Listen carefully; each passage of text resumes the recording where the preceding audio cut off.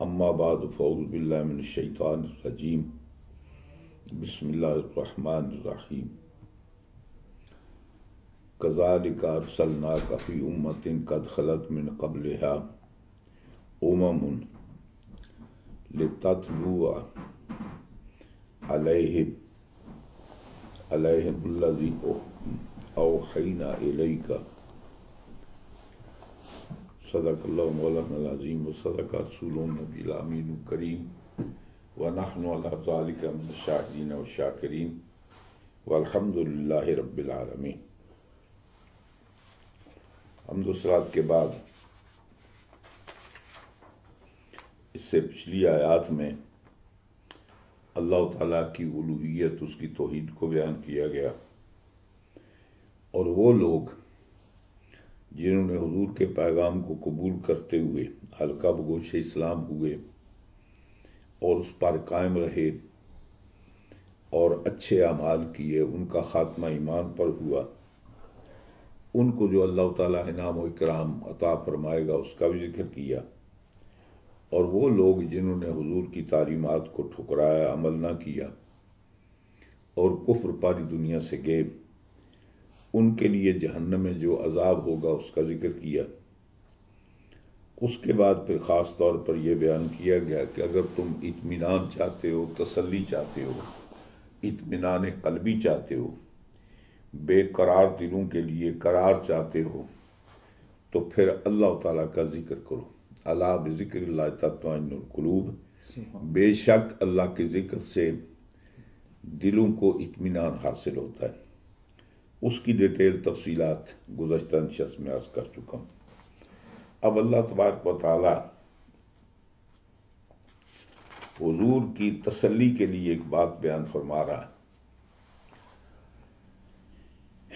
ایک تو چیز ہے جو دنیا کے اندر نئی ہو، پہلی مرتبہ ہو، دنیا اسے آشنا نہ ہو، تو اس کا تسلیم کرنا، ماننا مشکل نظر آتا ہے۔ اور جو چیز بارہا تجربہ کیا جا چکا ہو اور دنیا نے اس کو تسلیم کیا ہو، مانا ہو، اذر میں نہ شمس ہو، اور اسی طرح کی بات اگر رپیٹ کی جائے، اس کا تکرار کیا جائے، تو میں سمجھتا ہوں کہ اس کے انکار کرنے میں کوئی مطلب ہے کہ کوئی وجہ نہیں ہو سکتی۔ اللہ تبارک تعالیٰ ارشاد فرماتا ہے کذالک،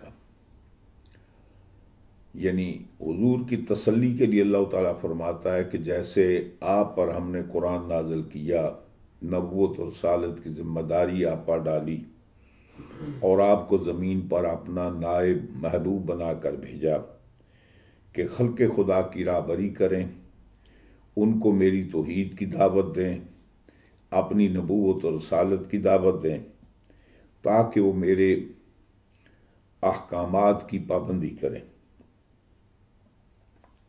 یہ پہلی بار نہیں ہے۔ اگر اس میں کچھ لوگ ایسے ہیں کہ جنہوں نے آپ کو تسلیم کیا، اور ایسے لوگ بھی موجود ہیں جو آپ کی تکذیب کرتے ہیں، انکار کرتے ہیں، تو آپ کے گھبرانے کی ضرورت نہیں ہے، اس لیے کہ یہ کام کو پہلی بار نہیں ہوا۔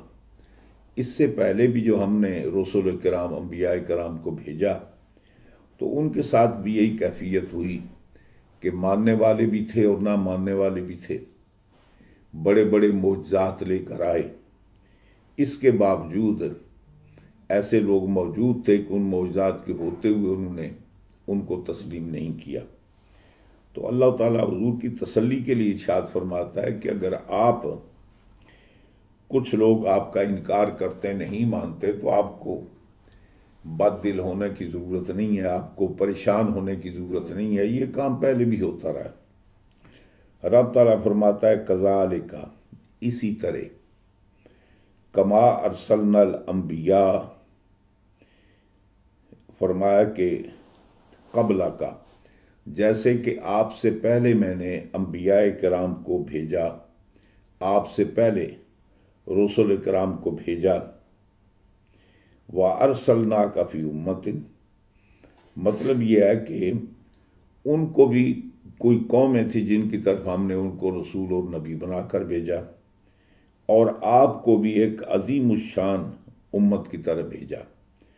امت ان کے اندر یا تنوین جو نکری یا تنوین تنکیر ہے، یا اس کے معنی یہ بھی ہو سکتے کہ آپ کو اس امت کی طرف بھیجا کہ اگر وہ آپ کے پیغامات کو تسلیم کرے گی، ایمان لائے گی، تو یہ امت اتنی بہترین ہوگی کہ اس طرح کی پہلے کوئی امت نہیں گزری۔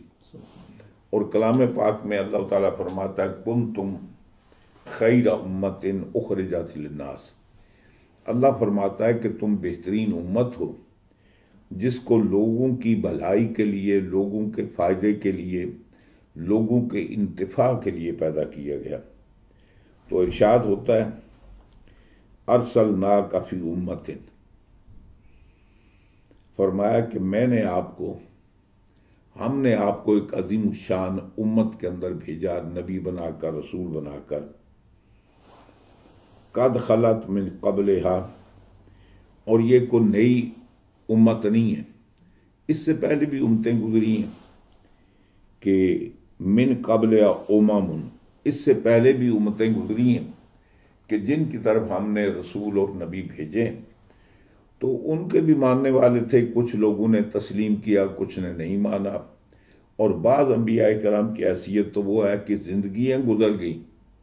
سیدنا یونس علیہ السلام کا واقعہ اللہ تعالیٰ قرآن میں بیان کرتا ہے کہ 400 برس تک تبلیغ فرمائی اور ایک بھی بندہ مسلمان نہیں ہوا۔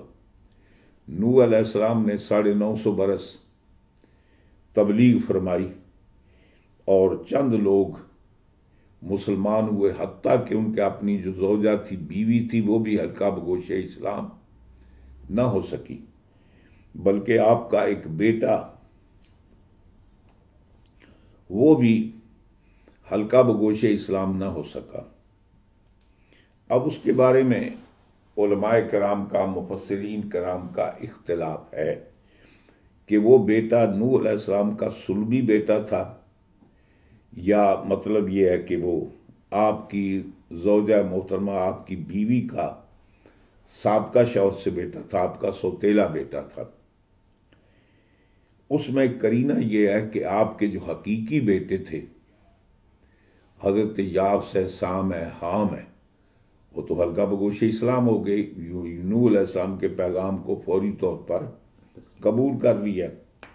اب کنعان کا قبول نہ کرنا یہ اس بات کی علامت ہے کہ اس کی ابنیت کی نسبت نوح علیہ السلام کی طرف وہ نہیں تھی جو باقی 3 بیٹوں کی تھی۔ بہرحال اس میں مفسرین کرام کی آراء میں اختلاف ہے، بعض کہتے ہیں کہ آپ کا صلبی بیٹا تھا، بعض کہتے ہیں کہ آپ کا صلبی بیٹا نہیں تھا بلکہ آپ کی بیوی کے سابقہ شوہر کا بیٹا تھا۔ اور جیسے آپ کی بیوی ایمان نہ لائی، وہ چونکہ باپ کی بنسبت ماں کے زیادہ قریب تھا، نتیجہ یہ ہوا کہ وہ ماں کے مشرب پر رہا، باپ پر ایمان نہیں لایا، اور اسی لیے اللہ تبارک و تعالیٰ نے اس کو جتنے کافر تھے ان کو غرق کر دیا۔ بہرحال ارشاد ہوتا ہے قد خلت من قبلہا امم، اس سے پہلے بھی، یعنی اس امت سے پہلے، یہ جو اب جس امت کی طرف ہم نے آپ کو نبی رسول بنا کر بھیجا، اس امت سے پہلے بھی کئی امتیں گزری ہیں۔ امم امت کی جمع ہے، بہت ساری امتیں گزری ہیں، ان کی طرف بھی ہم نے نبی اور رسول بھیجے، لیکن ان کا معاملہ بھی ایسے رہا، کسی نے مانا، کسی نے نہ مانا۔ اگر آپ کے انکار کرنے والے یہاں موجود ہیں، تسلیم نہیں کرتے، تو آپ کو پریشان ہونے کی ضرورت نہیں۔ آپ کا کام کیا ہے؟ ہم نے آپ کو ایک امت کی طرف رسول بنا کر بھیجا، لتتلو، تاکہ آپ علیہم، وہ جو آپ کی امت ہے اس پر آپ یہ کریں کہ قرآن تلاوت کریں، اللہ کا پیغام ان تک پہنچائیں۔ یہ علیہم کا مرجع کون ہے؟ یہ نہیں، امم تو وہ دوسری امت جی، ہاں جی۔ تو امت یہ لفظاً واحد ہے، مانن جمع، اس کو اس میں جمع کہتے ہیں جی۔ جیسے کہ قوم کا لفظ ہے، امت کا لفظ ہے، ملت کا لفظ ہے، تو یہ کون سے؟ یہ اس میں جمع، یہ جمع کا نام ہے۔ تو کبھی ایسے بھی ہوتا ہے کہ اللہ تعالیٰ فرماتا ہے قد خلت لہا ما کسبت، کلام پاک میں جگہ اللہ تعالیٰ فرماتا ہے کہ ایک امت وہ ہے جو گزر گئی اور اس کے اعمال بھی مطلب گزر گئے، وہاں اس کی طرف جو ضمیر راجع کی گئی وہ کیا ہے؟ وہ ضمیر مؤنث کی لفظ کا اعتبار کرتے ہوئے یہاں فرمایا کہ لتتلوا تقرأوا علیہم الذی، یہاں ایم کی ضمیر اسی طرف راجع ہے، تو یہاں معنی کے اعتبار سے تو چونکہ اس میں جمع تو اس کی طرف لفظ کو دیکھتے ہوئے واحد کی ضمیر لٹائی جا سکتی ہے اور معنی کو دیکھتے ہوئے جمع کی بھی۔ اور آپ کیا پڑھیں، ان پر کیا پڑھ کر سنائیں، کس کی تلاوت کریں؟ فرمایا کہ الذی اوحینا الیک، یعنی وہ پڑھ کر ان کو سنائیں، اس کی تلاوت کریں جو ہم نے آپ کی طرف بطور وحی کے کتاب عطا فرمائی، ایل قرآن، وہ قرآن ہے۔ آگے اللہ تبارک و تعالیٰ ان کافروں کی نیچر کو بیان کرتے ہوئے اللہ تعالیٰ فرماتا ہے وَهُمْ يَكْفُرُونَ بِالرَّحْمَنِ، یہ اتنے کندہ ناتراش ہیں کہ یہ اللہ تعالیٰ کا یعنی رحمان کے منکر رحمان کا انکار کرتے ہیں۔ سبب اس کا یہ ہوا سرکار دو عالم صلی اللہ علیہ وآلہ وسلم غالباً 6 ہجری میں آپ ایک مسلمانوں کی جماعت لے کر عمرے کے لیے آپ تشریف لے جاتے ہیں جی، عمرے کے لیے تشریف لے جاتے ہیں جن کی تعداد 1450 لے کر 1500 تک ہے۔ تو آپ عمرے کی غرض سے آپ تشریف لے گئے، مکہ معظمہ کے قریب پہنچے تو ایک مقام ہے جس مقام کا نام ہے حدیبیہ، تو عربی زبان کے اندر حدیب کہتے ہیں یہ کوبڑے کو جی، ہنچ جو چیز ہوتی اس کو کہتے ہیں جی۔ تو وہ ایک درخت تھا، وہ سیدھا تو یوں کبڑے اس طریقے سے، کئی درختوں کی شیپ ہوتی ہیں، تو وہ درخت جو تھا وہ مطلب ہے کہ کبڑا تھا جی، تو لہذا اس درخت کی وجہ سے اس جگہ کا نام ہی مشہور ہو گیا مقام حدیبیہ۔ جب وہاں پہنچے اور مشرکین مکہ کو اہل مکہ کو پتہ چلا کہ حضور ایک بھاری بھرکم لشکر لے کر مکہ معظمہ میں تشریف لا رہے ہیں، تو اصلاح احوال کے لیے ان کی طرف سے سفیر اور نمائندہ بن کر سہیل بن عمر وہ آیا جی، جو عام طور پر مشرکین مکہ کا سفیر تھا۔ سفارت کے معاملات اس کے پاس، کبھی روم کے پاس اگر کوئی ان کی طرف سے سفارت بھیجنی تو سہیل بن عمر کو بھیجتے، ایران والوں کے ساتھ سفارت کاری کے لیے اسی کو، یعنی یوں سمجھیے کہ اہل مکہ کا وہ تجربہ کار قسم کا سفیر تھا، اس کو بھیجا اور کچھ درمیان میں معاہدہ طے ہوا، وہ یہ ہے کہ اس سال آپ ایسے کریں کہ تشریف لے جائیں واپس، تو نیکسٹ ایئر آ کر آپ عمرہ کر سکتے ہیں۔ اور بھی کچھ شرائط تھی جو وہاں طے پائی تھی حدیبیہ کے موقع پر، یعنی مطلب ہے کہ آپ کا اگر کوئی مسلمان بھاگ کر یا ہمارے پاس آ جائے تو ہم واپس کرنے کے پابند نہیں ہیں، لیکن ہمارا یہاں سے مکے سے کوئی فرار ہو کر آپ کے پاس جائے تو آپ اس کو واپس کرنے کے پابند ہیں۔ اور کچھ عرصہ جنگ نہ کرنے کا بھی معاہدہ ہوا کہ اتنے عرصے کے لیے ہم معاہدہ کرتے ہیں کہ ہم جنگ نہیں کریں گے، اور یہ ان کا جنگ نہ کرنے کا معاہدہ ہی اصل میں فتح ہے جی۔ یہ جو اللہ تعالیٰ کلام پاک میں ارشاد فرماتا ہے انا فتحنا لک فتحا مبینا، جس کو اللہ تعالیٰ فتح مبین کہہ رہا ہے، اکثریت مجارٹی جو مفسرین کی وہ فرماتے ہیں کہ اس سے مراد صلح حدیبیہ ہے، فتح مکہ نہیں ہے۔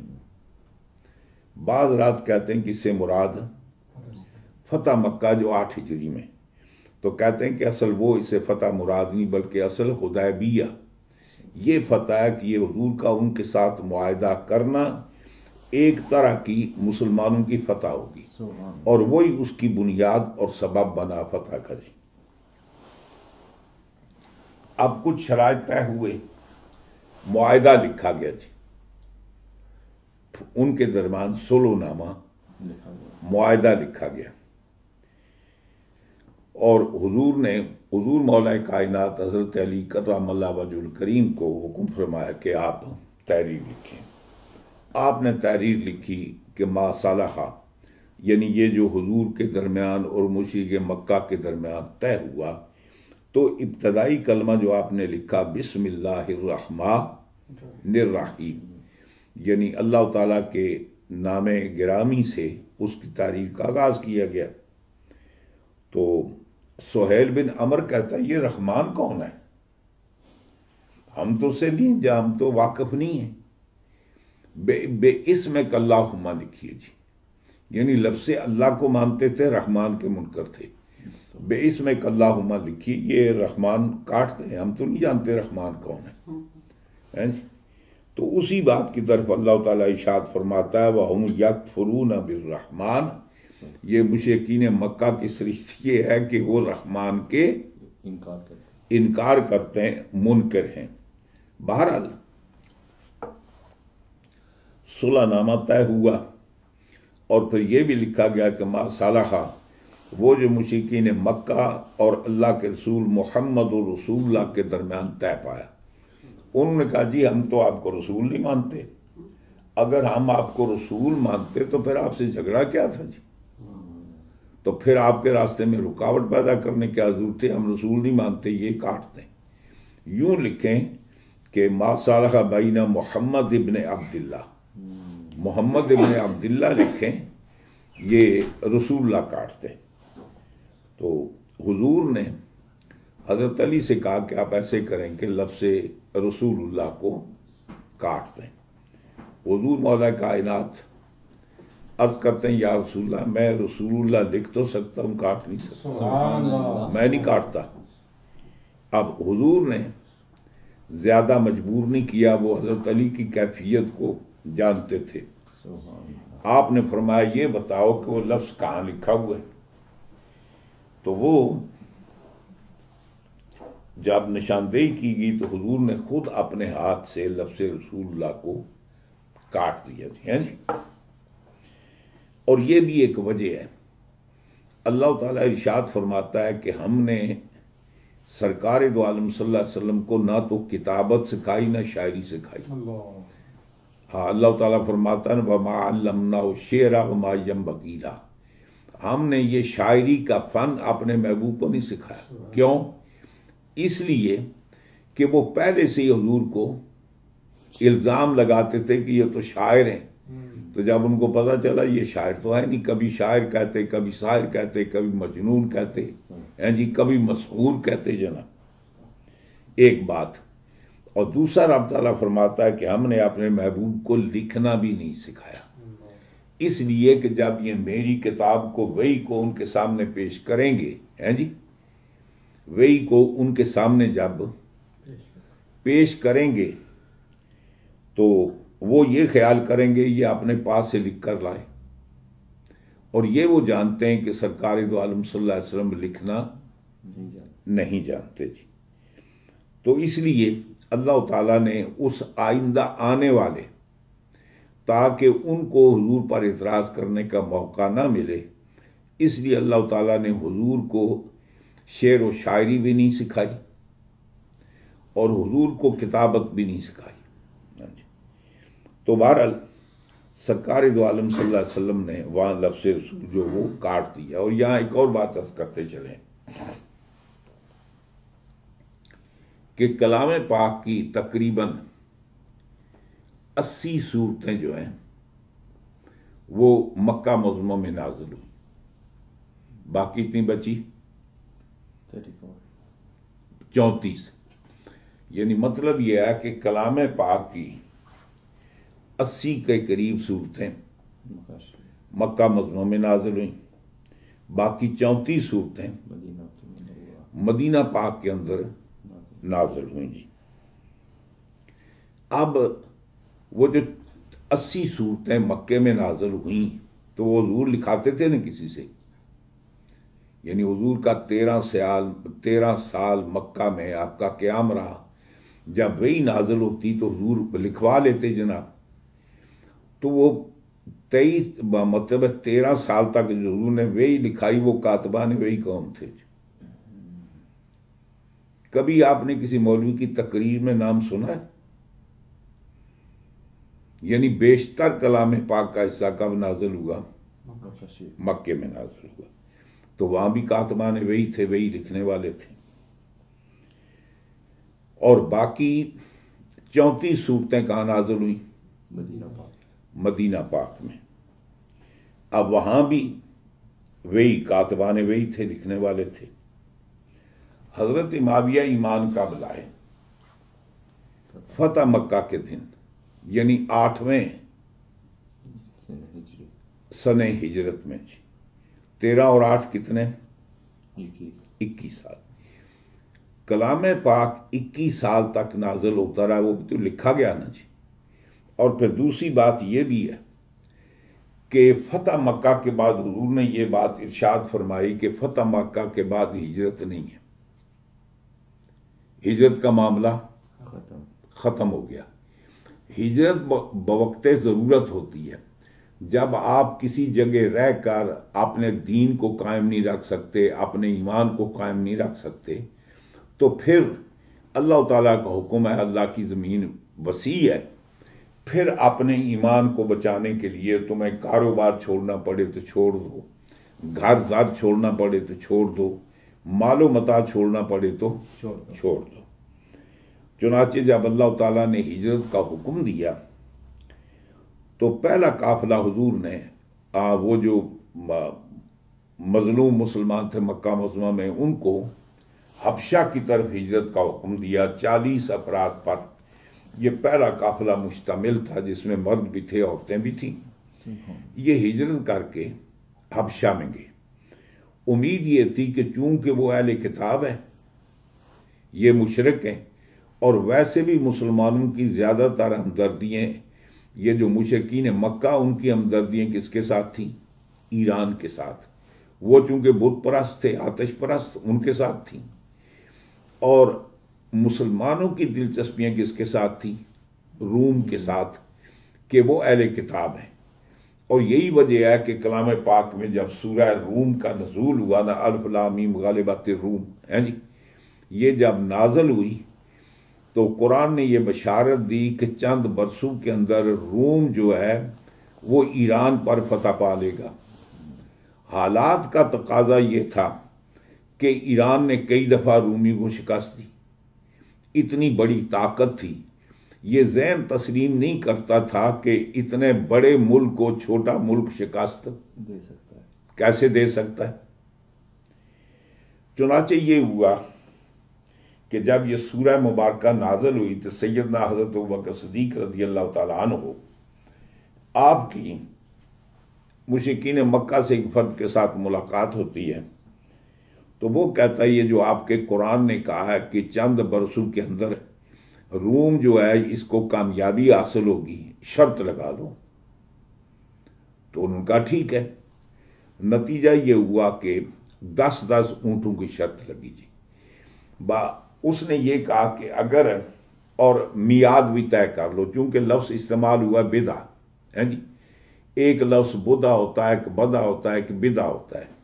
بدع کے معنی ہوتے ہیں یہ فعل ان کے وزن پر، اور بدع فعل ان کے وزن پر، اور بدع فعل ان کے وزن پر، یہ تینوں مصدر کے اوزان ہیں جی، یعنی فعل، فعل، فعل ہے جی۔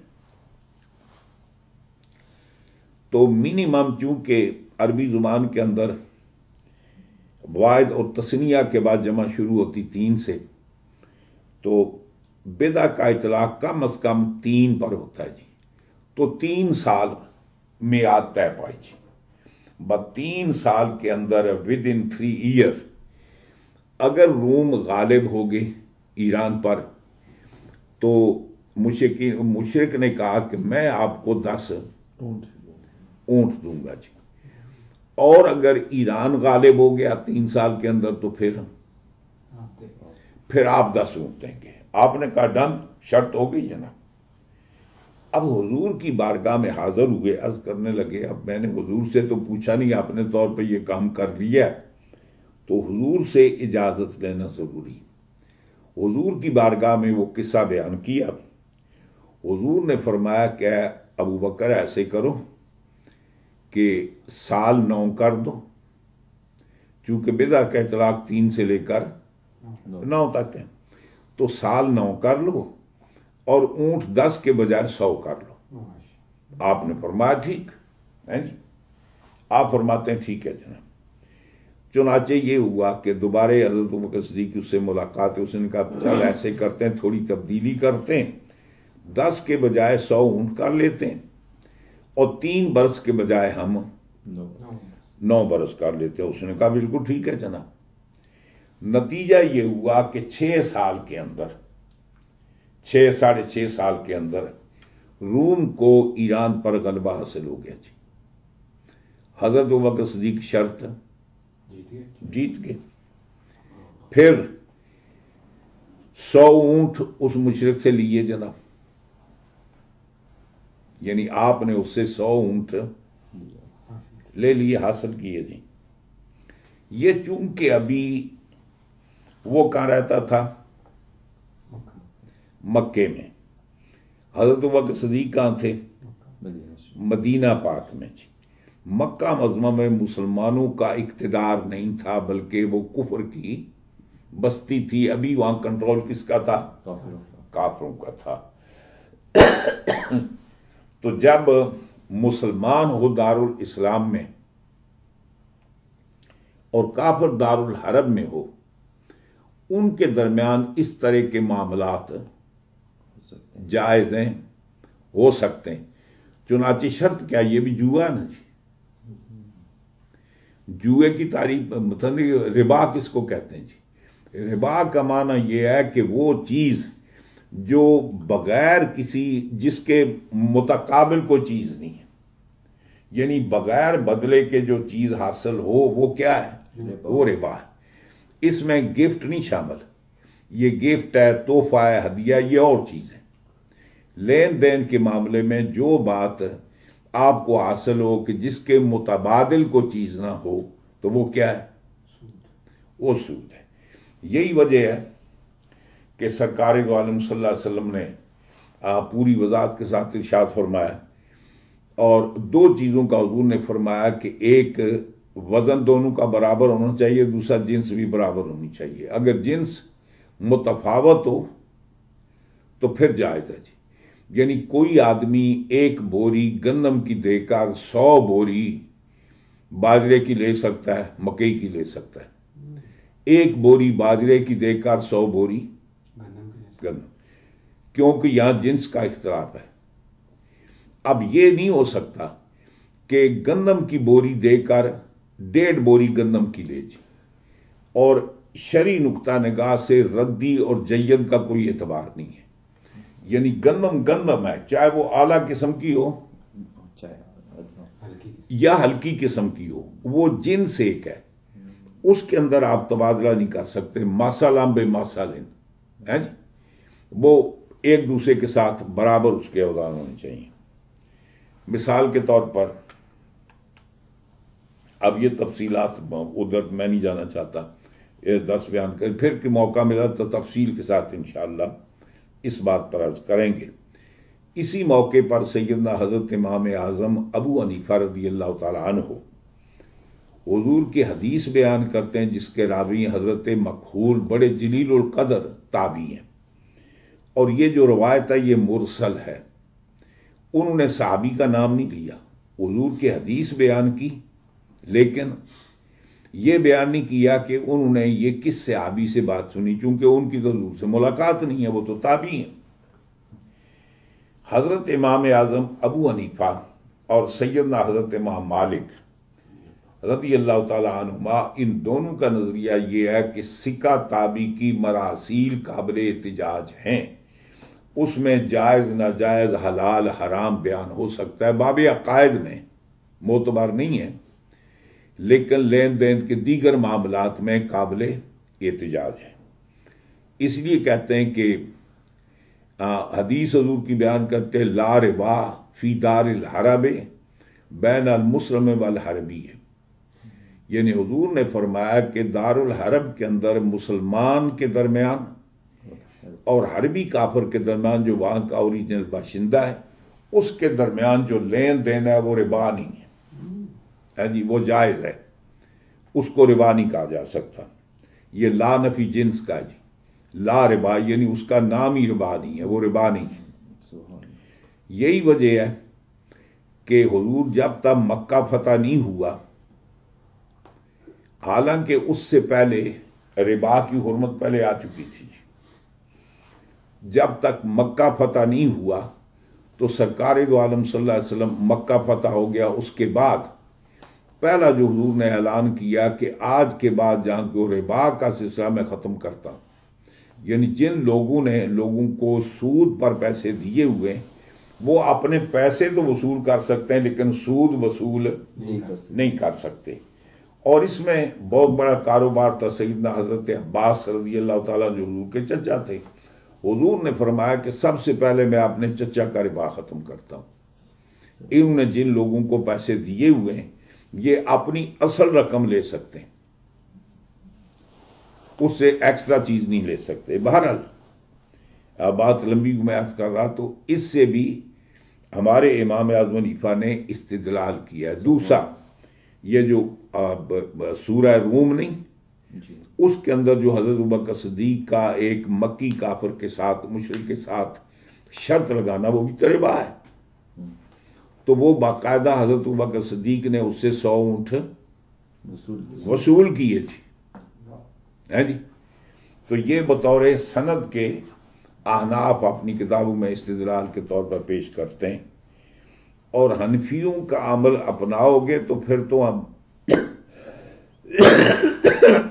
وہ ممالک جو دار الحرم ہیں وہاں آسانی کے ساتھ مسلمان رہ سکتے ہیں جی، اس لیے کہ مکان کے لیے مورگیج وغیرہ کا لینا، دکان کے لیے لون لینا، ہائر پرچیز پر کوئی چیز خریدنا، یہ ساری یہ سر مذہب حنفیہ کے اندر گنجائش ہے، باقی شافی مالکی کسی کے یہاں نہیں ہے جی۔ اگر آپ یہ کہیں کہ مطلقاً اس کو سمجھیں تو پھر ما سوائے ہجرت کے ملک چھوڑنے کے اور کوئی چارہ کار نہیں ہے۔ جن سڑکوں پر چلتے ہیں یہ بھی سود کی بنی ہوئی ہے، جن مکانوں کے رہتے ہیں نا یہ ربا کی بنی ہوئی ہیں، جن ٹرینوں پر سفر کرتے ہیں وہاں بھی ربا چلتا ہے، جن بسوں پر سفر کرتے ہیں وہ بھی وہی ہے، جن کالجوں یونیورسٹیوں میں پڑھتے ہیں وہ بھی ربا ہے۔ تو پھر تو نتیجہ یہی ہے کہ بوریا بستر گول کریں اور اپنے ملک میں واپس چلے جائیں۔ اب صرف یہی کافی نہیں کہ آپ کیش پر مکان خریدیں، اس کے علاوہ تو بہت سارے معاملات ہیں۔ یہ جو آپ کو کیا کہتے ہیں سوشل سیکورٹی سے پیسے ملتے ہیں، یہ کہاں سے آتے ہیں جی؟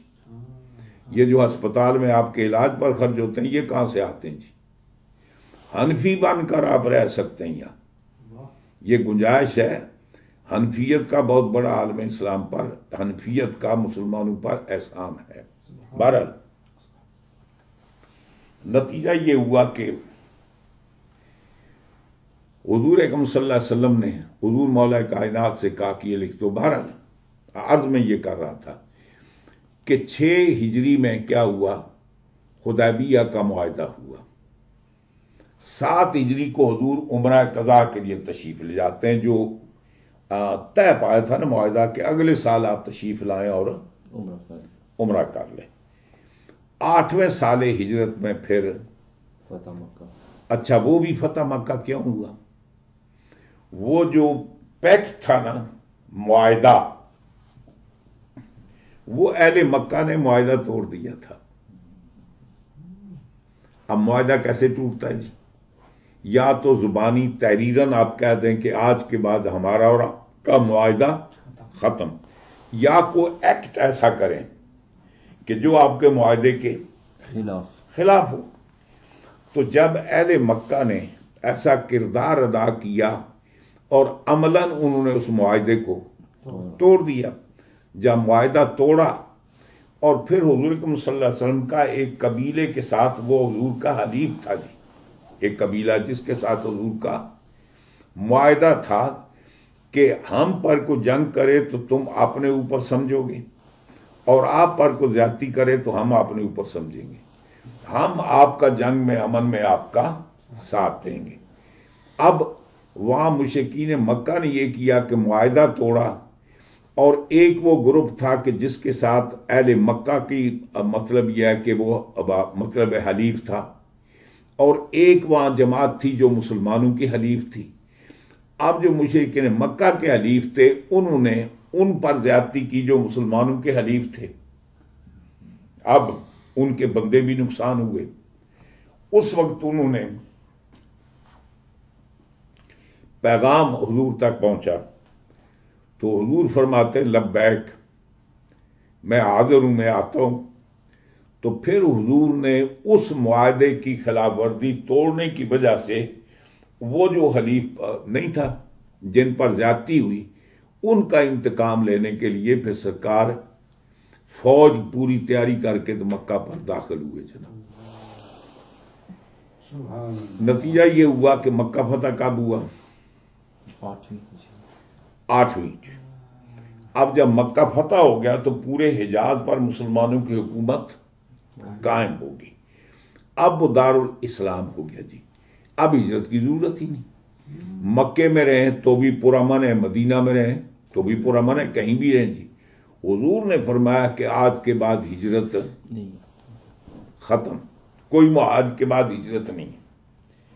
اب جب مکہ فتح ہو گیا تو مکہ فتح ہونے کے بعد وہ جو مکے میں رہنے والے کافر تھے سارے مسلمان ہو گئے. مسلمان ہونے کے بعد وہ مکے میں رہے یا مدینے میں آئے تھے؟ مکے میں رہے نا. حضرت ابو سفیان کہاں رہے؟ مکے میں. حضرت معاویہ کہاں رہے؟ مکے میں. یعنی جتنے وہاں حلقہ بگوش اسلام ہوئے وہ کہاں رہے؟ مکے میں. حضور کہاں تھے؟ حضور مدینہ پاک میں تھے. حضور مدینہ میں تشریف لے آئے تو وہی کہاں نازل ہوتی تھی؟ یعنی حضور مدینہ میں آئے تو وہی مکے میں نازل ہوتی تھی. مدینہ میں تشریف لائے. تو اب سوال یہ ہے کہ مدینہ میں 8 سال تک وہی کون لکھتا رہا جی؟ حضور مولا کائنات ہیں، عثمان غنی ہیں، معاذ بن جبل ہیں، سعید بن زید اور کثیر صحابہ ہیں جو کاتبان ہیں وہی ہیں. ان کا تو نام کبھی کسی نے لکھا کہ کاتب وہی ہیں جی. بات دیکھیں نا، مکے میں تو کاتبان وہی تھے نا، کثیر تھے، کبھی کسی نے نام بتایا؟ کتابوں میں تو لکھا ہوا ہے. آپ سیرت کی کتابیں اٹھا کر دیکھیں، تاریخ، وہاں تو پوری ڈیٹیل موجود ہے کہ مکے میں کون کون لوگ تھے جو حضور کی وہی کی کتابت کرتے، مدینہ میں کون لوگ تھے جو وہی کی کتابت کرتے جی. یہ جو حضرت معاویہ کی طرف منسوب کیا جاتا ہے انہوں نے حضور کا ایک دفعہ خط لکھا تھا. حضور کے مکتوب کے کاتب ہیں، حضور کی وحی کے کاتب نہیں ہیں وہ. اور اس پر بڑے بڑے علماء نے، بلکہ حضرت شیخ محقق شاہ عبداللہ محدث دہلوی رحمت اللہ علیہ فرماتے ہیں کہ ان کا کاتب وحی ہونا ثابت نہیں ہے، وہ کاتب وحی نہیں تھے. حضور کا خط لکھا جی، بس جس کا وہی کاتب وحی ہونا ثابت ہی نہیں، آپ کاتب وحی کہتے ہیں جی. تو جو کاتبان وحی ہیں ان کا نام کیوں نہیں لیتے جی؟ اب حضور کی ازواج مطہرات ہیں، ان کے ذریعے سے رشتے نہیں بنتے. تو حضور کی ٹوٹل کتنی شادیاں کی جو حضور کے گھر میں آباد ہوئی؟ 11. ان کے ماں باپ بھی تھے، ان کے بہن بھائی بھی تھے، یعنی امہات المومنین کے بھائی بھی تھے نا جی. آج تک کبھی کسی نے حضرت عبداللہ ابن عمر کو کہا خال المومنین؟ کیا ان کی ہمشیر حضرت ام المومنین حضرت حفصہ سلام اللہ علیہ حضور کے حرم میں تھی یا نہیں؟ سیدہ عائشہ صدیقہ سلام اللہ علیہ حضور کے حرم میں کبھی کسی نے عبد الرحمن بن بکر کو ماموں کہا ہے؟ محمد بن بکر کو کہا ہے؟ عبداللہ کو کہا ہے؟ آپ کے 3 بیٹے تھے نا جی، تو کبھی کہا ہے؟ دیگر حضور کے ازواج مطہرات ہیں، ایسی کوئی بات نہیں۔ ازواج مطہرات کے رشتے سے وہ صرف ہماری ماں ہیں، ان سے نکاح نہیں ہوتا، باقی وہ غیر محرم ہیں۔ ماں غیر محرم نہیں ہوتی جی، حضور کے ازواج مطہرات غیر محرم ہیں۔ آپ بلا حجاب بلا پردہ ان کے گھر میں نہیں جا سکتے، تخلیے میں ان کے ساتھ بیٹھ نہیں سکتے، تخلیے میں ان کے ساتھ سفر نہیں کر سکتے، ان کے جسم کو ہاتھ نہیں لگا سکتے، چھو نہیں سکتے جی، حرام ہے۔ کہ اپنی حقیقی ماں، اس سے پردہ ہوتا ہے جی؟ آپ حقیقی ماں کے پاس کمرے میں رات ٹھہر سکتے ہیں، ماں کے ساتھ سفر کر سکتے ہیں، ماں کو اٹھا سکتے ہیں، ماں کی مٹھی چاپی کر سکتے ہیں، تو ماں سے تو پردہ نہیں ہوتا جی۔ ازواج مطہرات کا تو پردہ تو پھر مائیں کیسے جی؟ وہ صرف 2 وجہ سے۔ ایک وجہ یہ ہے کہ ازواج مطہرات حضور کے بعد، اور دوسری بات یہ ہے کہ حضور کے ازواج مطہرات کی عدت بھی کوئی نہیں ہے۔ عدت کس کی ہوتی ہے؟ کہ بعد نکاح کا پروگرام ہو تو آپ نے اتنا عرصہ ٹھہرنا ہے، اتنے عرصے کے بعد پھر آپ نے شادی کرنی ہے جی۔ جب حضور کے ازواج مطہرات کے ساتھ حضور کے بعد نکاح ہی نہیں ہو سکتا تو عدت کی ضرورت کیا ہے جی؟ سمجھ گئے؟ ازواج مطہرات یہ ہے کہ بایمان ہماری مائیں ہیں، جیسے حقیقی ماں کے ساتھ نکاح نہیں ہوتا، اسی طریقے سے حضور کے بعد حضور کے ازواج مطہرات کے ساتھ بھی نکاح نہیں ہوتا۔ نمبر 1۔ نمبر 2، جیسے ہم پر اپنے والدین کا احترام، بالخصوص ماں کا جو احترام ہے وہ کسی رشتہ دار کا نہیں ہے۔ جو ماں کا احترام ہے، ماں کے اولاد پر حقوق ہیں، اتنے حقوق باپ کے نہیں ہیں، کسی اور رشتہ دار کے نہیں ہیں۔ تو فرمایا کہ وہ جو ازواج مطہرات ہیں ان کا احترام ہماری حقیقی ماؤں سے بھی 1000 گنا زیادہ ہے۔ ان کی رسپیکٹ، ان کا احترام ہماری حقیقی ماں سے بھی زیادہ ہے جی۔ وہ ماں اس لحاظ سے، احترام کے لحاظ سے، نمبر 2 نکاح نہ ہونے کے لحاظ سے۔ اور بندے بھی بڑے بڑے عجیب ہیں۔ یہ کیا کہتے ہیں، تفسیر ابن کثیر، پرانی ایک نسخہ مصر کا چھپا ہوا ہے جی، وہاں اس آیت کے تحت لکھتے ہیں لا یقال، حضرت معاویہ کا ذکر کرتے فرماتے ہیں لا یقال لہو خال المومنین، لا یقال لہو، ان کو مومنوں کا خال یعنی ماموں نہیں کہا جائے گا۔ اب جو نئی چھپی نا، لا کو اڑا دیا ہے جی، اب جو نئی چھپی نا اس کو اڑا دیا جی۔ حضرت امام شافعی کی طرف بھی یہ کتاب، اس میں بھی یہی کرتوت کیا گیا، لا کو اڑا دیا، لفظ دونوں جگہ لا یقال تھا جی۔ تو سوال یہ ہے کہ ان کے ذریعے سے رشتے نہیں بنتے۔ پھر کلام پاک 21 سال میں نازل ہو گیا، 99.9% تو قرآن نازل ہو چکا ہے جی۔ تو جنہوں نے وہ لکھا وہ کاتبے وہی نہیں ہیں۔ حضرت معاویہ تو مکے میں تھے جی، انہوں نے تو ہجرت نہیں کی، وہ کبھی کبھی مدینہ میں حضور کی زیارت کے لیے آتے ہوں گے، اپنے اعزا و اقارب رشتہ داروں کو ملنے کے لیے آتے ہوں گے، چونکہ آپ کی امشیر ام المومنین حضرت ام حبیبہ سلام اللہ علیہ حضور کے حرم میں تھی۔ اسی طریقے سے حضرت عثمان غنی آپ کے نکردادہ بھائی لگتے ہیں جی، مطلب ہے 4th-5ویں صدی میں اوپر جا کر ملتے ہیں جی۔ تو وہ بنو میاں، ان کے ساتھ تعلق، وہ تو مہاجر تھے، مدینہ پاک میں رہتے، اعزا و اقارب کو ملنے کے لیے وہ تشریف لاتے رہے۔ یقیناً ایسی بات کاتب وحی ہونا ثابت نہیں ہے، اور اگر یہی بات ہے تو باقی کاتبان وحی کا نام کیوں نہیں لیتے جی؟ آپ فضیلت بیان کریں، سیدنا حضرت عبد الرحمن بکر تم کیا ان کی شان سمجھتے ہو؟ وہ مسلمانوں کے ماموں بھی ہیں جی. حضرت محمد بن بکر مسلمانوں کے ماموں ہیں، عبداللہ ابن عمر مسلمانوں کے ماموں ہیں. تو باقی کبھی حضرت علی کے ساتھ کسی نے پڑھا؟ کاتب وحی ہیں. حضرت عثمان غنی بھی کاتب وحی ہیں، متعدد کاتب وحی ہیں. کبھی آپ نے کسی مولوی کی تقریر سنی کہ حضرت عثمان غنی رضی اللہ تعالیٰ عنہ آپ کو وہ مقام حاصل ہے کہ حضور کی 2 بیٹیاں آپ کے گھر میں تھیں، جی حضور کی 2 بیٹیاں آپ کے حرم میں تھی، آپ ذو النورین کہلاتے ہیں. آپ کبھی ساتھ کسی نے لکھا کاتب وحی بھی تھے؟ کاتب وحی تو تھے. بہرحال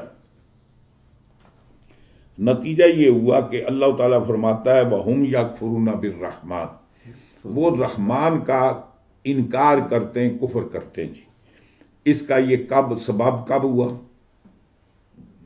جب حدیبیہ کے موقع پر حضور تشریف لے جاتے ہیں اور تحریر کا آغاز بسم اللہ شریف سے کیا. جی بسم اللہ الرحمن الرحیم. تو انہوں نے کہا یہ رحمان کون ہے؟ جی ہم نہیں جانتے.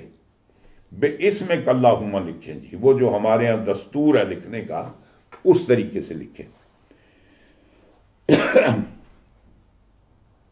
اور ایک اور جگہ کلام پاک میں اللہ تعالیٰ فرماتا ہے کہ وہ کہتے ہیں کہ ہم رحمان کو سجدہ نہیں کرتے.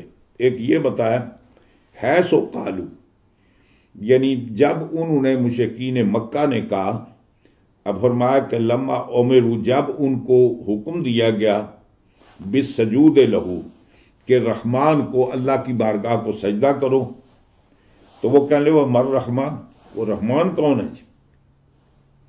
یعنی 2 وجہ اس کی. ایک سہیل بن عمر جب بسم اللہ لکھی تو سوچ کہا، اور ایک بار حضور نے فرمایا جیسے کلام پاک میں دوسری جگہ بھی آیت موجود ہے، تو جب کہا کہ رحمان کو سجدہ کر دو، ان کا رحمان کون ہے؟ ہم تو اس کو نہیں جانتے ہیں. جی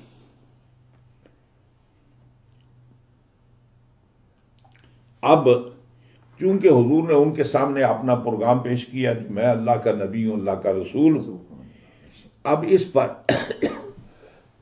وہ کہتے ہیں نا خوئے بدرا بہانہ بسیار، جی وہ ہمارے کہتے ہیں نا فارسی کا محاورہ ہے خوئے بدرا بہانہ بسیار، بہانہ بسیار. اور وہ پنجابی میں کہتے ہیں نا دل بدنیت تے حجتاں نے ڈھیر. وہ پنجابی میں کہتے ہیں دل بدنیت تے حجتاں نے ڈھیر. فارسی میں کہتے ہیں خوئے بدرا بہانہ بسیار.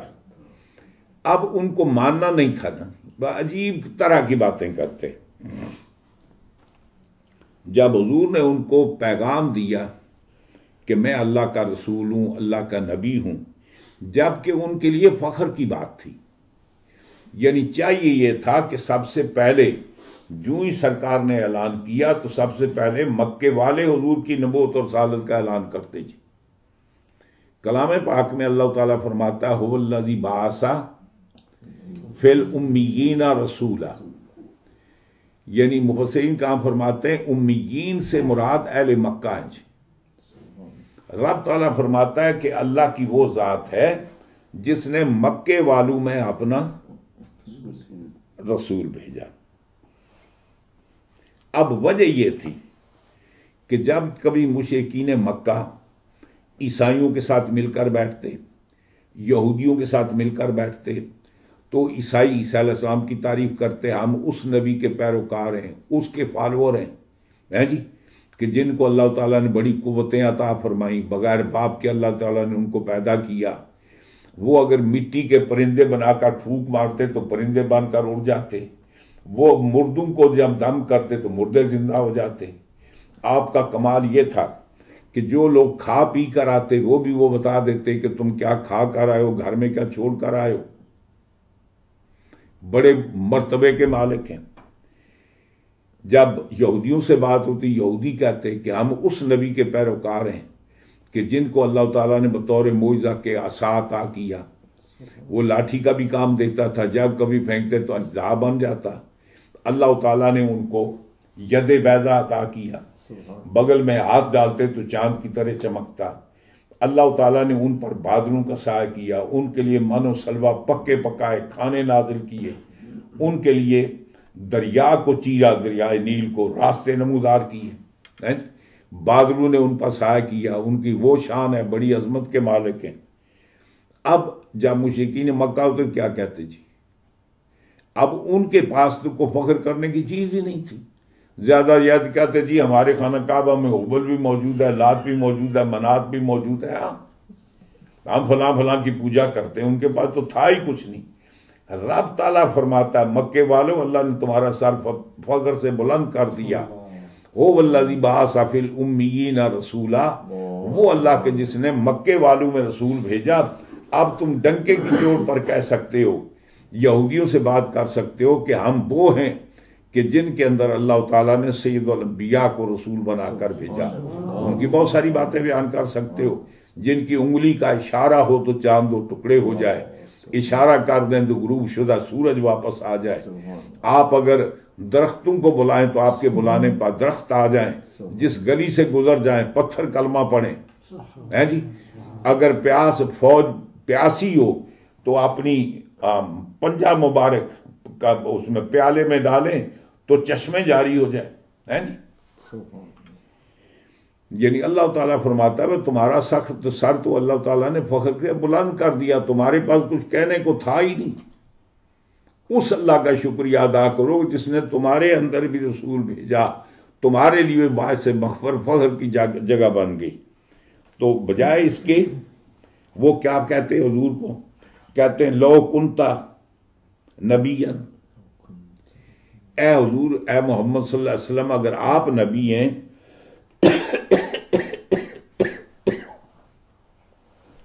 فَسَيِّرْ عَنَّا جِبَالَ مَكَّةَ، آپ یہ کریں کہ مکے کے جتنے بڑے بڑے پہاڑ نہیں ہیں ان سب کو یہاں سے ہٹا دیں، ان کو ختم کر دیں جی، تاکہ کھلی زمین ہو جائے، ہم کھیتی باڑی کریں، باغ لگائیں، پودے لگائیں جناب، یہاں سے چشمے جاری ہوں۔ اور یا پھر ہم آپ کو کیسے مانیں جی؟ ہمارے جد اعلیٰ ہیں جنہوں نے دار الندوہ بنائی تھی، حضرت قصی، آپ ان کو زندہ کریں، کلاب کو زندہ کریں، اور وہ آ کر ہمیں بتائیں آپ کے بارے میں کہ یہ اللہ کے نبی ہیں، تو ہم آپ کو مان لیں گے۔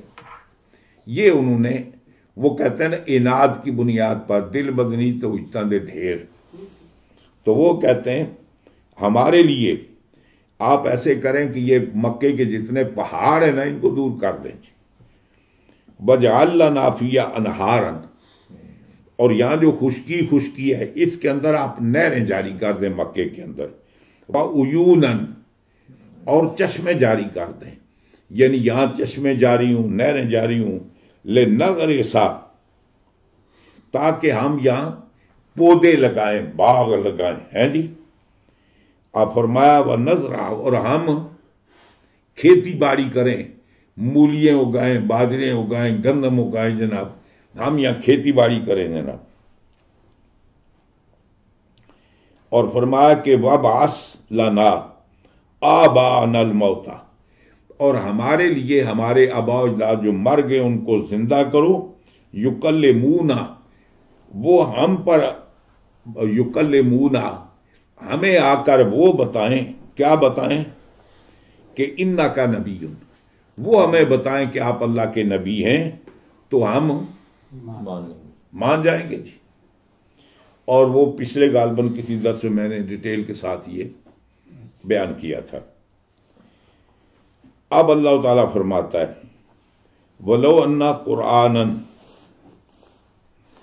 اللہ تعالیٰ فرماتا ہے کہ اگر ہم یہ قرآن موصوف ہے نا، آگے جتنے اس کی صفت ہے، تو اللہ تعالیٰ فرماتا ہے وَلَوْ أَنَّا قُرْآنًا، اگر قرآن ایسا ہوتا، اگر قرآن اس مقصد کے لیے آتا، قرآن کیا ہے؟ وہ تو کتاب ہدایت ہے۔ ہم نے قرآن اس لیے تو نازل نہیں کیا کہ وہ مطلب یہ ہے کہ یہ پہاڑیوں کو آگے پیچھے چلائے یا نہریں چلائے، یہ کام کرے، کتاب کا مقصد تو یہ نہیں ہے۔ فرمایا وَلَوْ أَنَّا قُرْآنًا، اگر قرآن ایسا ہوتا، ہیں جی، اس مقصد کے لیے پھر کیا ہوتا سیرت بہل جمال، تو پھر پہاڑ بھی اپنی جگہ سے منتقل ہو جاتے، ان اماکنہا اپنی جگہوں سے ہٹ جاتے، اور قطعت بہل ارض، اور یہ ہوتا کہ زمین پھٹ جاتی، نہیں جی، زمین پھٹ جاتی، اس کے اندر سے چشمے جاری ہوتے، نہریں جاری ہوتی، تو پھر یہ ہوتا ہے جی، اور کل ما بہل موتا، یا قرآن ایسی کتاب ہوتی کہ جس کو ہم اس لیے نازل کریں کہ قرآن کی کیا ڈیوٹی ہے، پہاڑوں کو اپنی جگہ سے چلانا ہے جی، زمین کو پھاڑنا، اور مردوں کو زندہ کرنے کے لیے اگر قرآن آتا، بے آئیں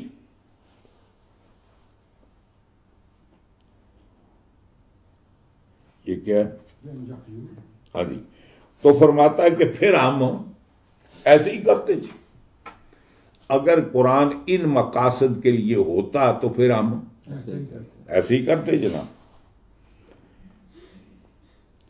تاکہ وہ لوگ ایمان لے آئیں، یعنی پھر ہم ایسے ہی کرتے کہ قرآن کا فنکشن یہ ہوتا تاکہ لوگ ایمان لے آئیں۔ فرمایا کہ بل اللہ کل، اے محبوب ان کو کہہ دیجئے، اللہ تعالیٰ تو وقت سے پہلے جانتا ہے نا، اللہ کو پتا ہے، اللہ تعالیٰ بتا رہا ہے کہ اگر ہم قرآن اس پرپز کے لیے کرتے نا کہ پہاڑ بھی اپنی جگہ سے سرک جاتے، زمین پھٹ جاتی جناب، اور اس کے درمیان میں سے جناب چشمے جاری ہوتے، نہریں جاری ہو جاتی جناب، مردے زندہ ہوتے، آ کر بتا دیتے، اللہ تعالیٰ فرماتا ہے اگر ایسا ہوتا نا تو میں جانتا ہوں یہ ایمان تو پھر بھی نہیں لاتے، یہ مذاق اڑا رہے، اناد کی بنیاد پر کہہ رہے۔ اگر ایسی بات ہوتی تو میں نے عرض کیا تھا غالباً یہاں یہ کہیں وہ خیال میں نہیں ہے کہ وہ ابو جال نہیں ہاتھ میں سنگریزے پتھر لے کر آیا تو آ کر حضور کی بارگاہ میں وہ عرض کرتا ہے کہ اگر آپ یہ بتا دیں کہ میرے ہاتھ میں کیا ہے تو میں آپ پر ایمان لے آؤں گا، اسی طرح کنڈیشن تھی نا، یعنی اگر آپ یہ بتائیں دیں کہ میری مٹھی میں کیا ہے، میرے ہاتھ میں کیا ہے، تو میں آپ کو رسول مان لوں گا، نبی مان لوں گا۔ حضور نے فرمایا کہ اچھا یہ بتاؤ کہ میں بتاؤں تیرے ہاتھ میں کیا ہے، یا تیرے ہاتھ میں جب وہ بتائے کہ میں کون ہوں۔ اس نے کہا یہ تو اور بڑی بات ہے، یعنی آپ کا بتانا تو بنتا ہے کہ آپ کو قوت گویائی حاصل ہے، آپ بتا سکتے ہیں، اور جن کو قوت گویائی حاصل نہیں، جن کے اندر حیات متصور نہیں ہے، جو از قسم جمادات ہیں، ان کا بولنا تو زیادہ تعجب خیز ہے۔ اس نے کہا یہ اگر ہو جائے تو پھر تو یقین اور پختہ ہو جائے گا۔ آپ نے فرمایا سن، پھر فصیح عربی زبان کے اندر اگر ان انگریزوں نے کسی اپنی زبان میں وہ کچھ کہا ہوتا تو ابو جہل کو سمجھ آتی۔ اس کا مطلب یہ ہے کہ ان انگریزوں میں فصیح اللسان، فصیح عربی کے اندر حضور کا کلمہ پڑھا۔ جب حضور کا کلمہ پڑھا نا تو اس نے یہ کیا کہ بلکہ پہلے حضور نے بتایا کہ پہلے میں بتا دیتا ہوں کہ تیرے ہاتھ میں 5 سنگریزیں، اب سن وہ کیا کہتے ہیں۔ جب انہوں نے کلمہ پڑھنا شروع کیا تو ابو جہل نے اس کو پھینک دیا، اس نے کہا بڑے بڑے جادوگر تک کہ وہ محمد ہے جادوگر کو، یعنی کنڈیشن بھی لگائی، پھر بھی ایمان نہیں لایا، ایمان نہیں لایا۔ اور بہت ساری باتیں انہوں نے کہا تھا نا کہ چاند آ کر یہ آپ کی گواہی دے، چاند کا آ کر گواہی دینا زیادہ مشکل ہے یا وہاں پہاڑوں کا سرکنا زیادہ مشکل ہے؟ بھائی دیکھیں پہاڑ تو زمین پر ہیں، نہر زمین پر جاری ہوتی ہے، اس کا تعلق تو آسمان پر ہے۔ وہ سمجھتے تھے کہ جادو زمین پر اس کا اثر ہو سکتا ہے، آسمان پر نہیں۔ اگر یہ چاند آپ کی گواہی دے دے تو پھر ہم مان لیں گے۔ تو پھر کیا ہوا جی، پھر چاند جبل ابی قبیس پر آیا اور آ کر حضور کی گواہی دی، پھر مانا انہوں نے نہیں مانا نا۔ رب تعالیٰ فرماتا ہے کہ یہ میں جانتا ہوں، یہ جو کنڈیشنیں لگاتے ہیں نا یہ صرف اناد اور بغض کی بنیاد پر کنڈیشنیں لگاتے ہیں۔ میں جانتا ہوں اگر ایسے ہو بھی جاتا تو پھر بھی یہ ایمان نہیں لاتے جی۔ اللہ تعالیٰ فرماتا ہے کہ اے محبوب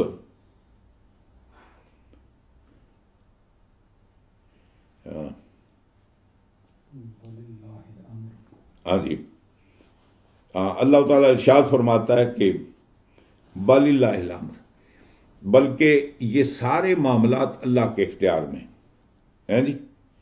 اللہ تعالیٰ فرماتا ہے کہ محبوب ان کو کہہ دیجئے کہ سارے معاملات کس کے، یہ اللہ کے اختیار میں جمیعاً، لا بغیر ہی، اللہ کے سوا کسی کو یہ اختیار حاصل نہیں ہے۔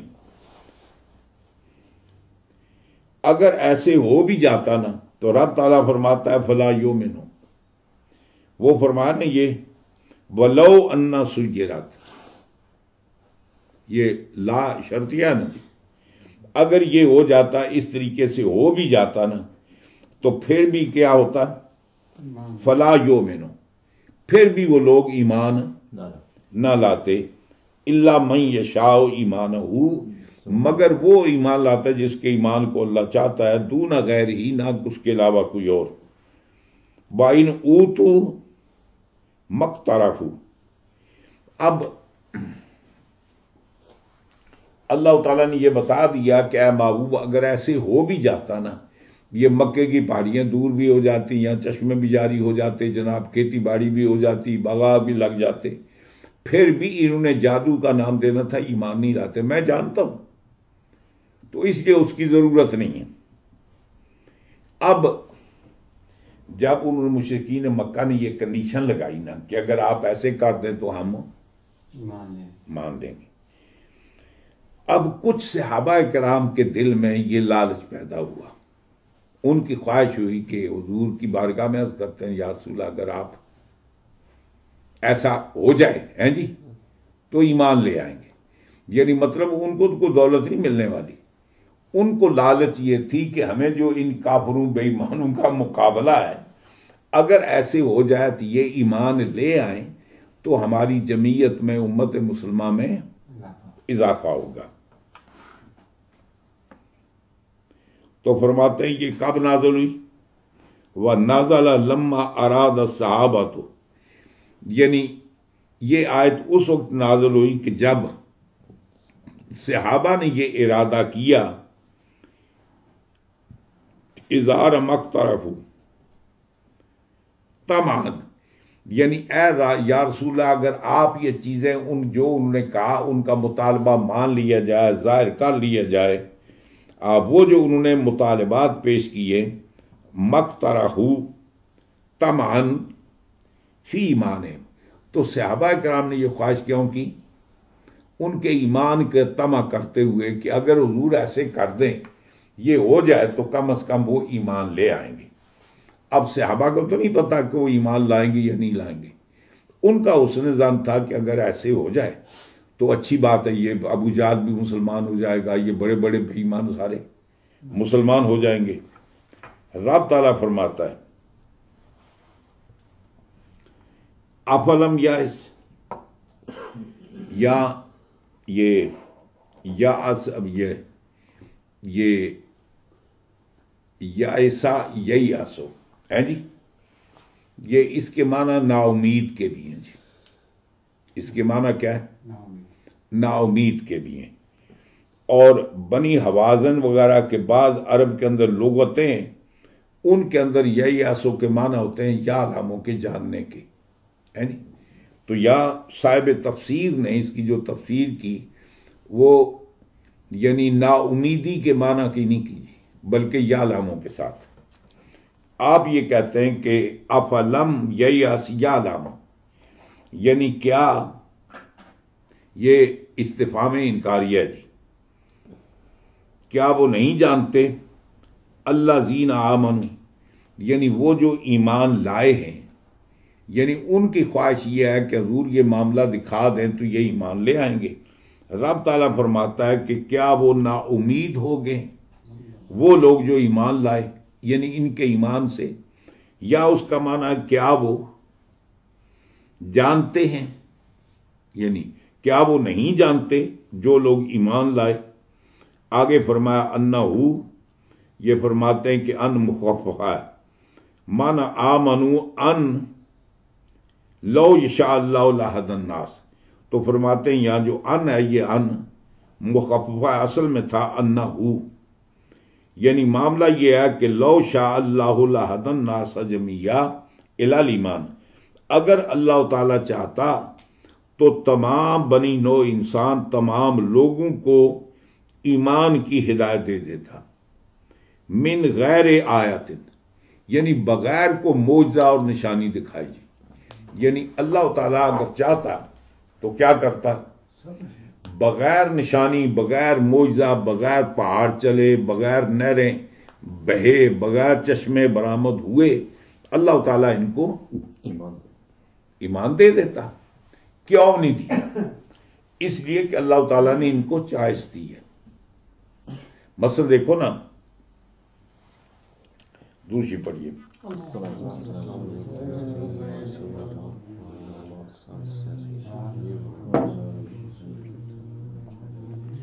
کلام پاک میں اللہ فرماتا ہے وَلَوْ أَسْلَمَ مَنْ فِي السَّمَاوَاتِ وَالْأَرْضِ طَوْعًا وَكَرْهًا، یعنی جو بھی زمین و آسمان میں ہیں وہ سارے اللہ پر اسلام لے آئے، خوشی اور ناخوشی، سمجھ گئے نا، خوشی اور ناخوشی۔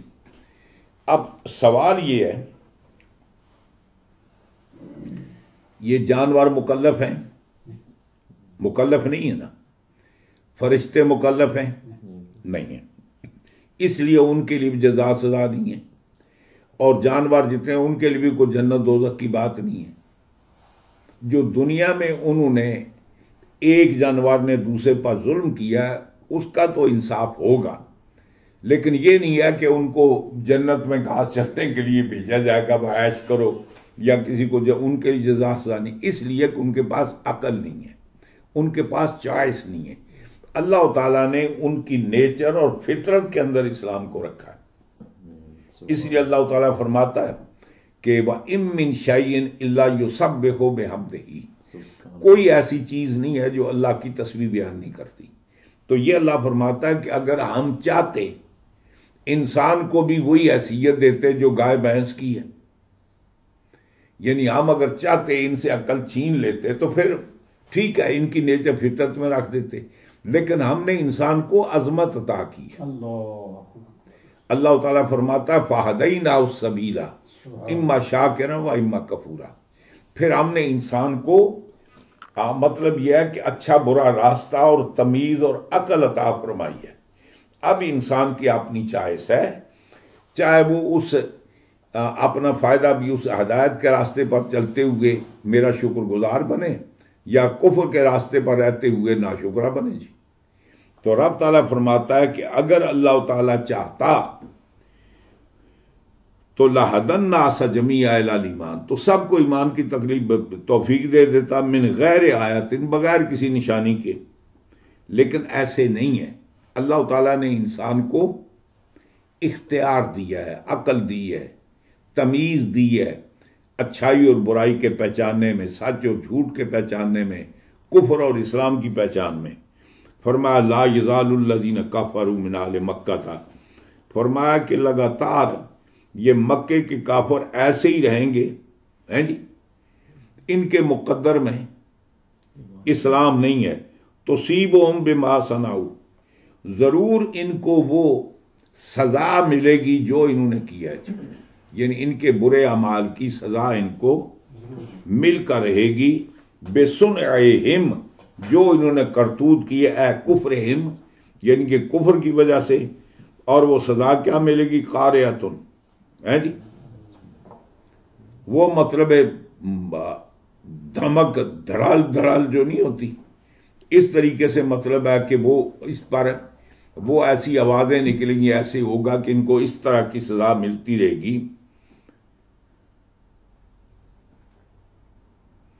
تو فرمایا تقر علیہم،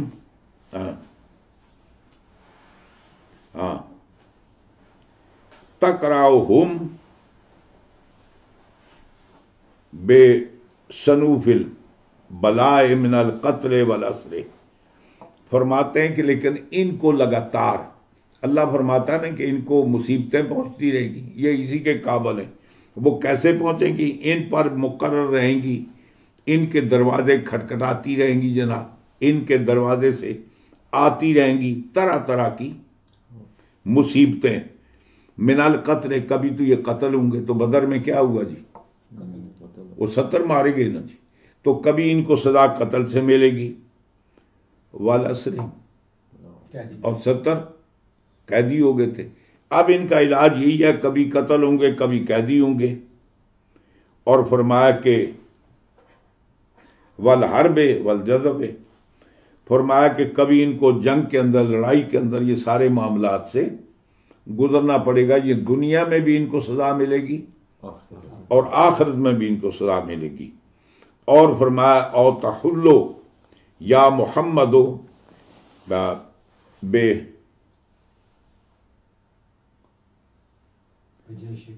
اب جے شکا، جی فرماتے ہیں یا پھر یہ وہ دن قریب ہے، اے محبوب آپ اتریں گے۔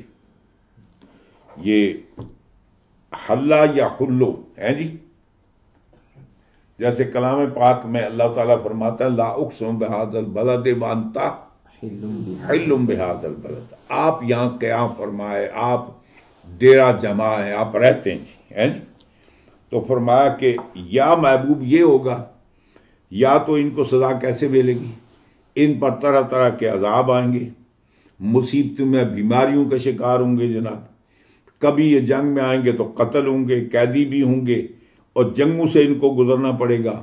اور یا پھر یہ ہوگا کہ اور تحلو یا محمد، یا اے محمد آپ بہت بڑا لشکر لے کر ان پر آئیں گے، یعنی یہ کب؟ مکہ معظمہ میں، قریباً من دارہم، اور ان کے دروازے، ان کے گھروں کے قریب آپ لشکر لے کر ان کے پاس پہنچیں گے۔ کہاں؟ مکہ تھا، دار مراد مکے میں۔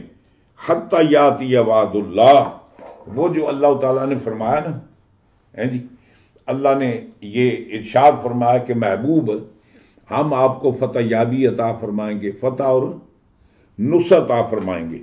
تو فرمایا وہ وقت اب قریب آنے والا ہے کہ جب اللہ تعالیٰ اپنے وعدہ پورا کرے گا۔ حتی یاتی وعد اللہ، یہاں تک کہ اللہ کا وعدہ آ جائے گا، بالنصر علیہم، جو ان پر مسلمانوں کو فتح یابی حاصل ہوگی۔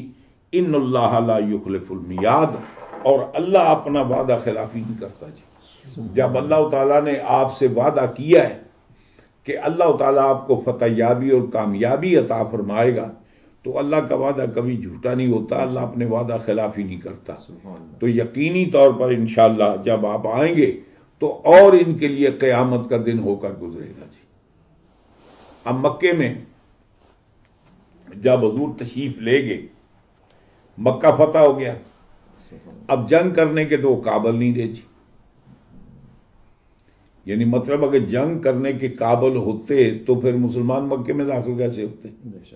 اب لڑائی کے قابل تو رہے نہیں ہیں۔ اب دو صورتیں، یا کلمہ پڑھ کر مسلمان ہو جائیں یا مکہ چھوڑ کر نکل جائیں جی۔ اب مکان چھوڑنا، جائیدادیں چھوڑنا، کاروبار چھوڑنا، یہ بڑا مشکل کام ہے جی۔ دین چھوڑا جا سکتا ہے؟ یہ کافروں کی تھنکنگ ہے، یعنی ان کے نزدیک جو دین ہے ان کا، اس کی وہ اہمیت نہیں ہے جو مال و متاع کی اہمیت ہے۔ دین چھوڑا جا سکتا ہے، مال و متاع نہیں۔ اب نتیجہ یہ ہوا کہ جتنے اہل مکہ تھے سارے کے سارے پھر ہلکا بگوشے اسلام ہو گئے جی۔ اور یہاں سے ایک اور بھی بات ہے، وہ جو انہوں نے حضور کو تنگ کیا، حضور پر پتھر برسائے، راستے میں گڑھے کھودے، طرح طرح کی اذیتیں پہنچائیں، اللہ نے سزا کیوں نہیں دی جی؟ بس دیکھیں نا قوم لوط پر اللہ تعالیٰ نے ذرا دیر نہیں کی جی، پھٹو پھٹ تباہ کر دیا۔ قوم عاد، قوم سمود، قوم صالح، قوم شعیب، یہ جتنی پہلی قومیں گزری، کیا ہوا جی؟ جو ہی انہوں نے اللہ کے نبیوں کو، اللہ کے جو پیغمبر تھے ان کو ستایا، تو فوری طور پر اللہ تعالیٰ نے ان کو صفحہ ہستی سے مٹا دیا۔ کسی پر مینڈکوں کا جناب عذاب نازل کیا، کسی پر جوؤں کا عذاب نازل کیا، کسی پر کھٹملوں کا عذاب نازل کیا، کسی پر آسمان سے پتھر برسائے، کسی پر زلزلے کا مطلب ہے کہ عذاب نازل کیا، تباہ برباد کر دیا۔ اب ان سارے نبیوں سے عزیز تو سرکار کی ذات تھی، اب سرکار کو اتنا انہوں نے ستایا تنگ کیا، کوئی ایسی اذیت کا معاملہ نہیں چھوڑا کہ حضور کو نہ ستایا گیا ہو۔ آخر حضور نے مجبور ہو کر مکہ چھوڑا۔ اللہ تعالیٰ نے ان پر عذاب نازل کیوں نہیں کیا جی؟ اللہ جانتا تھا قوم لوط جن کو اللہ نے غرق کیا، اللہ جانتا تھا یہ آگے مسلمان نہیں ہوں گے، ان کے بارے میں جانتا تھا۔ تو یہ اللہ تعالیٰ جانتا تھا کہ آج کافر ہیں، یہ حضور کی مخالفت کرتے ہیں، ایک دن آئے گا یہ مسلمان ہوں گے، ان کی اولاد مسلمان ہوگی۔ اب جتنے وہ جنگ بدر میں قتل ہوئے تھے ان کی ساری اولاد کیا ہوئی؟ مسلمان ہو گئے جی۔ اب یہی وجہ ہے کہ جب حضور طائف میں گئے تھے، صحابہ نے کہا ان کے لیے دعائے بعد فرمائیں جی، حضور نے ہدایت کی دعا فرمایا۔ حضور جانتے تھے کہ یہ جو پتھر برسا رہے ہیں یہ میری شان کو جاننے والے نہیں ہیں، کل انہی میں سے لوگ، انہی کی اولاد مسلمان ہوگی۔ تو اب نتیجہ یہ ہوا کہ اب وہاں جو لوگ رہ نہیں سکتے تھے جی، یا اسلام کو قبول کریں یا مکہ چھوڑ کر چلے جائیں۔ اب وہاں دو طرح کے لوگ تھے، ایک تو وہ تھے جو مجبوراً مکے میں رہ رہے تھے جی، وہ قلبی طور پر مسلمان تھے، مجبوراً وہاں رہ رہے تھے، جیسے کہ حضرت عباس نہیں ہے، حضور کے چچا ہے نا، ان کو زبردستی وہ پکڑ کر لائے جی۔ تو حضور نے صحابہ کرام کو منع کیا تھا کہ اس پر، ان کو مجبوراً لایا گیا ہے، ان پر ایسا کام نہیں کرنا۔ حضور مولا کائنات کے بھائی حضرت عقیل بھی آئے تھے، ان کو بھی مجبوراً پکڑ کر لایا گیا۔ تو بتانا یہ ہے کچھ لوگ تو وہ تھے جو قلبی طور پر اسلام کی طرف مائل تھے لیکن حالات سے مجبور تھے، پھنسے ہوئے، یعنی ان کے مطلب ہے بیٹیاں دوسروں کے گھر میں، یا ان کے بچے، بہت ساری مجبوریاں جن کے تحت، ان کے لیے تو بڑا آسان کام ہو گیا جی، جب مکہ فتح ہو گیا تو اب ان کو اسلام کا اعلان کرنے میں کوئی دقت نہیں۔ تو بعض لوگ وہ بھی تھے کہ جنہوں نے مجبوراً، یعنی اسلام کے بغیر چارہ کاری کوئی نہیں تھا جی۔ تو مطلب ہے کہ دو طرح کے لوگ تھے جی۔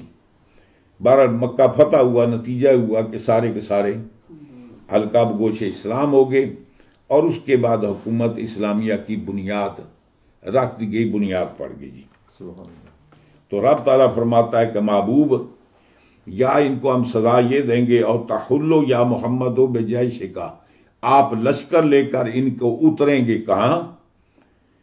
فی میں قریبا من دارہم، آپ لشکر لے کر مکے کے قریب ان کے پاس آئیں گے، حتی یاتی وعد، یہاں تک کہ اللہ تعالیٰ کا وعدہ پورا ہوگا۔ جو ہم نے فتح یابی کا وعدہ کیا ہے نا، وہ انشاءاللہ آپ کو فتح نصرت نصیب ہوگی، بن نصر علیہم، یعنی آپ کو جو ان پر فتح یابی کا ہم نے وعدہ کیا وہ پورا ہوگا۔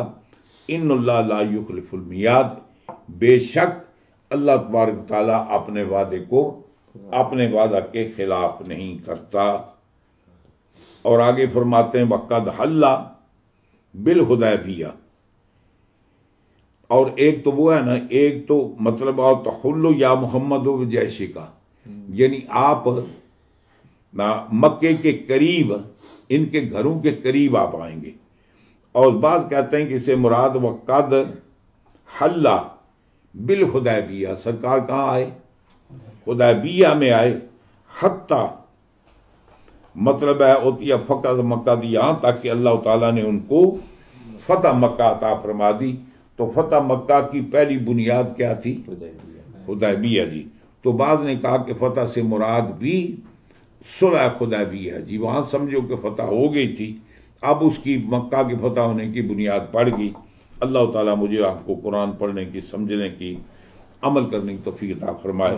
ابھی معاملہ چل رہا ہے اور غالباً سورہ رعد میں ایک ہی رکوع باقی بچا ہے، تو باقی انشاءاللہ آئندہ آنے والے سماعت کو عرض کریں گے۔ اللہم صلی علی سیدنا مولانا محمد وعلی آل سیدنا مولانا محمد وبارک وسلم صلی علیہ۔ مولا اپنے حبیب الحبیب صلی اللہ علیہ وسلم صدقے ہمیں قرآن پڑھنے کی، سمجھنے کی، عمل کرنے کی توفیق عطا فرما۔ مولا تعالیٰ ہم سے وہ کام لے جس میں تیری رضا، تیرے محبوب کی رضا ہو۔ مولا تعالیٰ ہم میں ہر برے نظریے سے، برے عمل سے بچنے کی توفیق عطا فرما. وصلی اللہ تعالی علی خیر خلقی محمد صلی اللہ علیہ وسلم. وآلہ وصحبہ اجمعین برحمتک.